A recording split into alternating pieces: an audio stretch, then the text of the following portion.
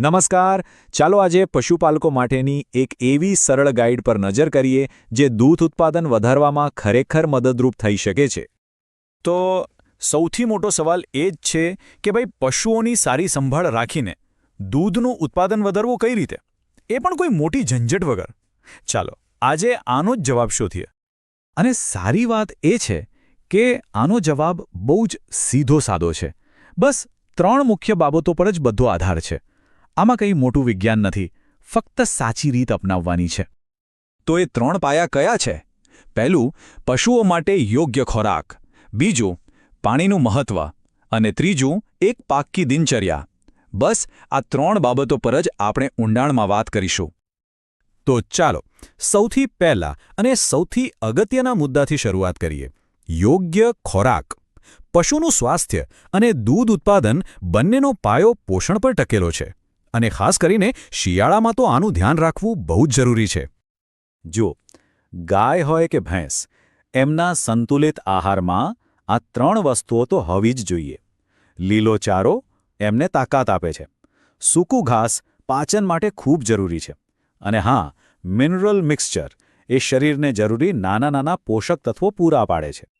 હવે વાત કરીએ બીજા પાયાની, અને એ છે પાણી. આ એક એવી બાબત છે જે સાવ સામાન્ય લાગે છે પણ બહુ જ શક્તિશાળી છે.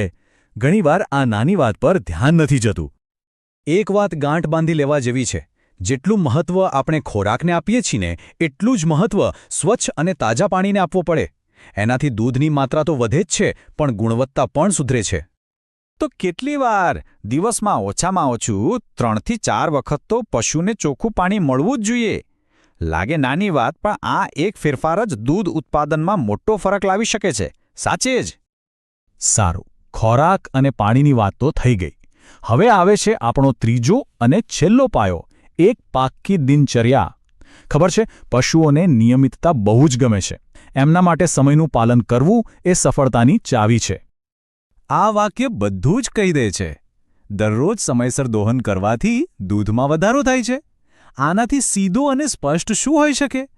જ્યારે દોહનનો સમય પાકો હોય તો એની સીધી અસર પશુના શરીર અને મન પર પડે છે. અને પરિણામ? દૂધમાં વધારો. ટૂંકમાં કહીએ તો આ કોઈ અલગ અલગ ઉપાયો નથી. સારો ખોરાક, પૂરતું પાણી અને સમયસરની દિનચર્યા. આ ત્રણે જ્યારે ભેગા થાય ત્યારે જ એક એવી પાક્કી સિસ્ટમ બને છે જે પશુને પણ તંદુરસ્ત રાખે અને પશુપાલકની આવકમાં પણ વધારો કરે.